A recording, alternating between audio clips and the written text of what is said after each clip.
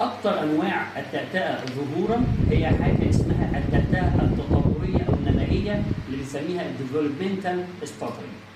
من الحاجات الجميله في التأتأة التطوريه ان نسبه اختفائها دون تدخل التخاطب بتعدي 75%. طب ايه هي خصائصها؟ التأتأة دي بتظهر من في الطفوله المبكره من 2 لحد 6 سنين قبل دخول المدارس. بتظهر كتير جدا لان الطفل هنا بيعمل ايه؟ بيحاول يجمع كلمات اللي هي بنسميها الحصيله اللغويه، وبالتالي بتظهر عنده. طب امتى بقى نروح للوتيدي؟ هتروح للوتيدي لما التأتأة لا قدر الله، انا مش عايزك تجيلي، لو التأتأة استمرت 6 شهور متصله، 6 شهور متصله، او حد في العيله عنده تأتأة، او ظهرت بعض السلوكيات المصاحبه، يعني بدا ايه؟ ابنك يرمش مش قادر يطلع الكلمه، في الحاله دي للاسف بتبقى مضطر تجيلي او تتواصل معانا او تروح لاقرب اخصائي تخاطب.